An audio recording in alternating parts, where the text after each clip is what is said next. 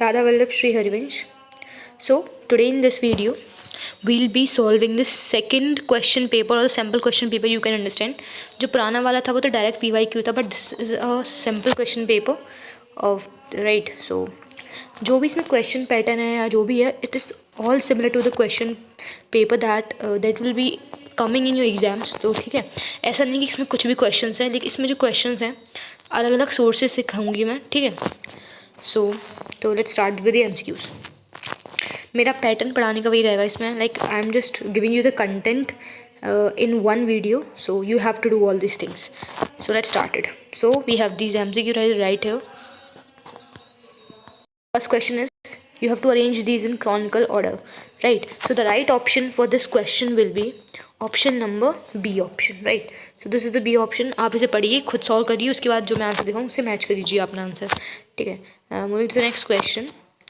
Which two Muslim brothers have started the Khilafat movement along with Gandhi ji? कौन से दो Muslim brothers थे? तो we all know this, Mohammad Ali and Shaukat Ali. तो इसका भी आंसर बी हो जाएगा. Going to question number 3.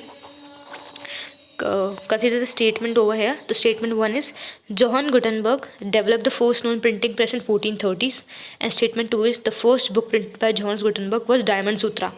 So what will be the right answer in this question?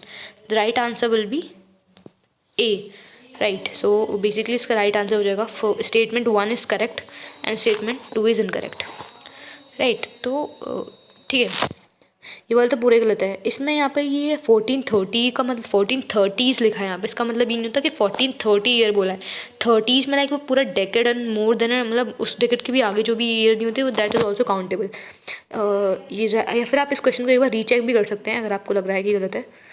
तो next question is which among the following is known as the famous city of gold? It's El Dorado. Next question, who has said there is enough for everybody's need but not for anybody's greed? It is none other than Mahatma Gandhi. आपको 4 option पढ़ने की जरूरत नहीं है अगर आपके concept clear है. Which state has the largest area under permanent forest? Permanent forest में सबसे ज़्यादा जो एरिया वो किस स्टेट के अंदर है? That is Madhya Pradesh. मध्य प्रदेश का मोस्टली जो एरिया है वहाँ पे फॉरेस्ट है, इसलिए सबसे ज़्यादा जितनी भी वाइल्ड लाइफ सेंचुरीज हैं या फिर national parks and that is also present in Madhya Pradesh only. आपने देखा होगा कान्हा नेशनल पार्क और ये माधवगढ़, और ये बहुत सारे हैं, नाम तो नहीं याद आ रहे अभी इस टाइम पे. In the 4th century BC, Sringavera near Allahabad had a water harvesting system for channeling the flood water of which of the following river? तो right answer will be C, Ganga. This is the 8th question. आपको इसमें list match करनी है और subject match करने हैं. तो 8th का आप खुद सॉल्व करिए, इसका आंसर है A ऑप्शन. ठीक है, तो 9th में जाते हैं. विच of the following option prove that India is a quasi federal? Quasi federal में कौन सा वाला सबसे अच्छा बेस्ट ऑप्शन है? मोर पावर्स विद द सेंटर या residue subject with the centre, equal subject with centre. इसलिए देखो थर्ड वाला तो बिल्कुल नहीं होगा. ठीक है, तो इसका राइट आंसर हो जाएगा आपका B option. That is 1, 2 and 4th only. देखो थर्ड तो होगा नहीं, हमने 4th पढ़ा ही नहीं. On the subjects of national importance, ठीक है, तो ये 4th वाला हो जाएगा.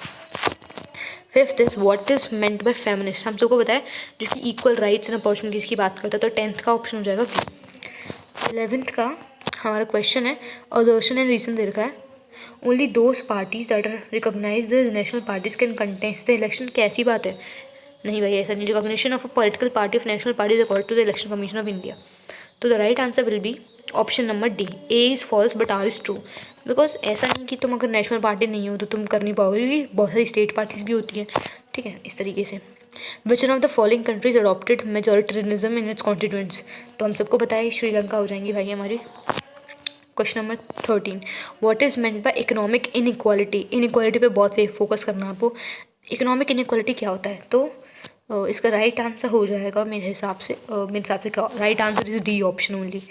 तो question number 14 is which of the following measures the proportion of literate population in the 7 and above age group? तो that is literacy rate I think. तो 14th का बी ऑप्शन. यहाँ पे क्या कर दिया कि यहाँ पे सी का बी कर दिया, बी का सी. तो देखो कुछ मिस्टेक्स तो देखो आपके क्वेश्चन पेपर में भी आएंगी, बिकॉज इट्स ह्यूमन नेचर की मिस्टेक्स हो जाती है. तो इतना इसमें हाइप अप नहीं होना है कि देखा भी नहीं फलाना ढिमकाना, इस तरीके से नहीं करना है. गलतियाँ हो जाती हैं, बट सीधी सी बात है कि अगर आपने नोटिस किया तो अच्छी बात है. अदरवाइज़ जो भी अकॉर्डिंग, मतलब आपको देखो अगर पेपर में भी ऐसा होता है तो आपको ऐसा नहीं करके आना है. जो भी क्वेश्चन पेपर में दिख रहा है ना उसके अकॉर्डिंग करके आओ अपना आंसर, और छोड़ के तो बिल्कुल नहीं आना है, क्योंकि सीबीएसई एक ऐसा पेपर है जहाँ पे कुछ ना कुछ अगर तुम लिख के भी आओगे तो भी तुम्हें नंबर मिल जाएंगे, समझ में आई। तो सीबीएसई इस तरीके का है। विच of the following best describes the HDI, तो 15 का आंसर हो जाएगा बी। देखो साथ साथ क्वेश्चन के साथ मैं तुम्हें टिप्स भी बता रही हूँ, because I have given the boards and I have got good marks, right. तो इसीलिए please do follow my trips if you want to, right. मैं एक सिंगल वीडियो बनाऊंगी in which I will be talking about how I got such great marks in my 10th boards, right. So do tell me in the comment section if you really want it as soon as possible, otherwise I'll try to upload these type of video only till your boards exam. So under which of the following is the power shared in the community government of Belgium, तो 16 का answer हो जाएगा A option, different social groups. 17th, which of the following is example of primary sector activity, it's farming. Which of the following best describes the collateral, तो collateral में क्या होता है मुझे बताओ। तो इसका जो हमारा जो 18th वाला क्वेश्चन है इसका राइट आंसर हो जाएगा आपका D option, asset as guarantee for loan. 19th is which of the following organization provides data regarding employment in India, so the right answer will be A option, national statistical office. कुछ question आपके लिए difficult होंगे but कोई बात नहीं, एक दो question आ भी जाते हैं आपको, मतलब इतना हाइपर और इतना एंग्शियस नहीं होना, मतलब बी नॉर्मल, राइट। नहीं आ रहा है तो जाके पढ़ लो, बस सीधी सी बात है, इतना हाइप अप नहीं होना, because now you are having your board, so be calm, right. 20 है read the given statement in the context of globalization, तो is the 4 read it, and the right answer is D option. Now let's come to the very short answers, ये 2 marks each है। In the last video that was set 1, इनमें आपको बताया था कैसे आपको questions करने हैं, इसमें भी बताऊंगी मैं आपको। तो देखो 2 नंबर का क्वेश्चन होता है तो you have to write 3 points तो आपको लिख के आने हैं, राइट। 2 पॉइंट कोई ऐसे होते हैं जो एग्जामिनर्स होते हैं वो 2 पॉइंट पे कम नंबर दे सकते हैं आपको, लेकिन 3 पॉइंट तो लिख के आओ, मतलब मैं तो कहूँगी भाई 3 पॉइंट लिख के आओ। You have to be on your, अगर देखो 3 पॉइंट अगर नहीं बन पा रहे हैं तो एटलीस्ट 2 पॉइंट तो आपको लिख के ही आना है। अगर आप 2 पॉइंट से कम लिख के आओगे तो आपको नंबर नहीं मिलेंगे, सीधी सी बात ये है, नंबर मिलेंगे तो कम ही मिलेंगे, फुल नहीं मिलेंगे। फुल का मतलब है 2 में से 2 नहीं मिलेंगे, ठीक है। तो फर्स्ट 21st क्वेश्चन है name the state which has black soil and the crop which is mainly grown it. तो देखो ब्लैक सॉइल वाला एरिया जो होता है हमारा सदर्न इंडिया होता है, अगर if I am not wrong, right.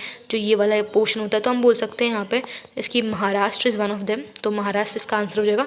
और कौन सी क्रॉप ब्लैक सॉइल में होती है, तो देखो ब्लैक सॉइल को सुन के तो कॉटन याद आता है, तो इसमें बस इसका इतना ही आंसर होगा, Maharashtra and cotton, right. Next question is study the picture and state the significance of any 4 attributes. यहाँ पे पिक्चर है, उसके 4 एट्रीब्यूट्स बताने हैं इसकी, आप इसको देख सकते हो।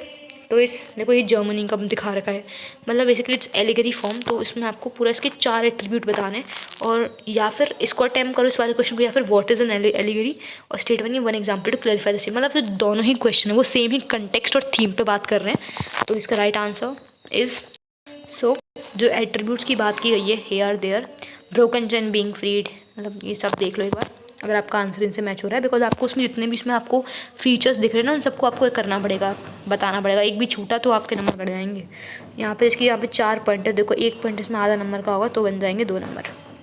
और जो सेकेंड वाला था कि एलिगरी क्या होता है, तो allegory when an abstract idea, ये इसका आंसर है सी इट, और एग्जाम्पल्स थे जो स्टैच्यू ऑफ लिबर्टी हो गया, मैरियन जर्मेनिया वगैरह। Next question is question number 23. What was the feminist movement and explain the political demands of the feminist movement in India. Feminist movement क्या था और कौन कौन सी political demands थी? Answer will be this, that feminist movement was a radical movement which demanded equality for women. और मतलब पहले आपको थोड़ा फेमिनिस्ट मूवमेंट को एक्सप्लेन करना है कि क्या होता है, 2 लाइन में एक्सप्लेन हो जाएगा। उसके बाद में कुछ पॉलिटिकल डिमांड्स जो थी उनके द्वारा वो बतानी है आपको, इंडिया में क्या क्या मतलब लोकल गवर्नमेंट में अपनी रिप्रेजेंटेशन चाहती थी और रिजर्वेशन वगैरह, ये आपको मतलब 3 पॉइंट लिख के आने हैं। यहाँ पे 3 लिखे, इसमें 4 लिखे हुए हैं, 5 लिखे हुए हैं, तो कोई से भी आप मतलब आपको 5 नहीं लिख के आने हैं, उसके अंदर कम ही लिख के आना है, 2 या 3 लिखे आना, या 2 ही पॉइंट लिखे आना, और क्योंकि फिर 2 नंबर का हो जाएगा यार, इस तरीके से आप करे आना, ठीक है। तो this is the answer. Next question is question number 24. Technology has stimulated the globalisation process, support the statement with examples. देखो 2 नंबर का है तो 2 या 3 से ज़्यादा पॉइंट मत लिख के आना है इसमें। टेक्नोलॉजी ने कैसे ग्लोबलाइजेशन में हेल्प करी है वो आपको बताना है और एक एग्जाम्पल देना है। सो है is the answer. So technology ने स्टिमुलेट किया, हमें बेसिकली 3 पॉइंट्स लिखे हुए हैं, इनको आप पढ़ लीजिए। move to the section C, that is short based answer question, that is of 3 marks. So basically इसमें आपको 4 से 5 पॉइंट्स लिख के आने हैं और मतलब पॉइंट आपके काफ़ी मतलब बढ़िया होने चाहिए और थोड़े 2 लाइन के तो एक पॉइंट को बनाया करो. एक लाइन का एक पॉइंट बनाना इज लाइक वो तो बच्चों की चीज़ है, ठीक है. तो मतलब 2 लाइन का आपको बनाना ही है, ठीक है.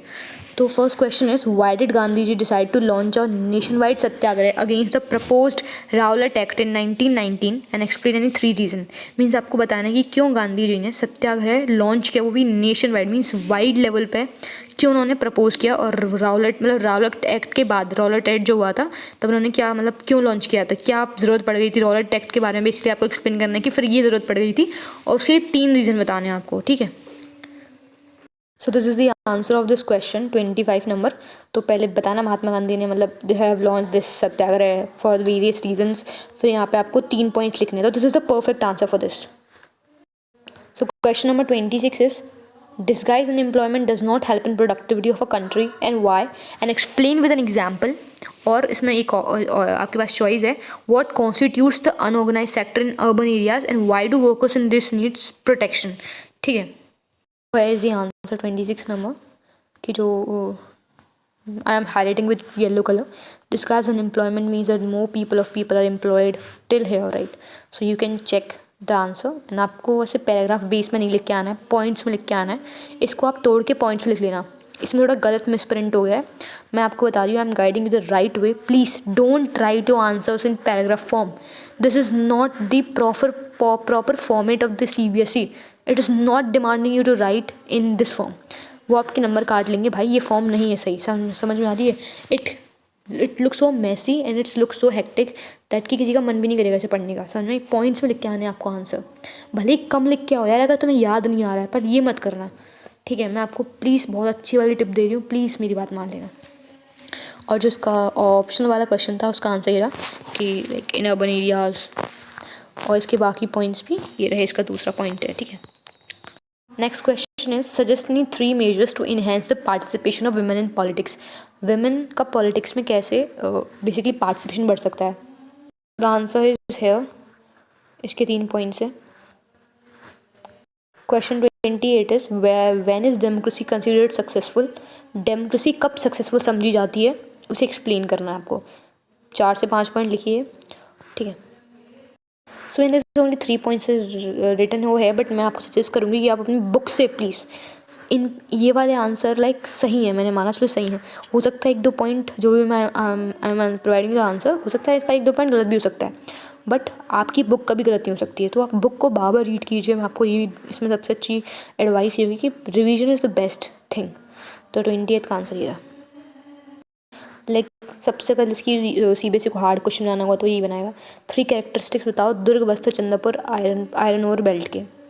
वैसे these type of questions hardly come in exams, but still it's given over in this sample paper. फिर भी I'll prefer you कि like आप पढ़ लो इसको. तो इसका आंसर ये रहा. 3 पॉइंट्स है. We're done with the short answers. Time for long answers. Question first is compare the image of Bharat Mata with the image of Jamania. And the second is list all the different social groups which joined the NCM movement in 1921 and then choose any 3 and write about their hopes and struggles to show why they joined the movement. तो basically long answer है. बहुत ज़्यादा point लिख के आने. 6 to 7 points लिख के आओ अपने लॉन्ग आंसर्स में. तो 5 नंबर का क्वेश्चन है, डजन मीन कि आपको 5 ही पॉइंट्स लिख के आने हैं. वो तो मिनिमम कैटेगरी है, लेकिन 6 to 7 तक एक्सटेंड करो अपने पॉइंट्स को, क्योंकि थोड़ा ज़्यादा चीज़ें मांगती हैं वाले क्वेश्चन. फॉर एग्जांपल जो B वाला ऑप्शन हो गया. दिस इज़ द आंसर है, यू कैन सी. बट लेकिन ऐसे मत लिख के आना, पॉइंट्स में लिख के आना, ठीक है. And talking about the next optional that is here. ये थोड़ा पॉइंट के फॉर्मेट में है, तो like I show you slowly, मतलब इन स्लो मोशन बेसिकली, ठीक है. राइट. तो now we'll go to the next points. Right. Then over here, right.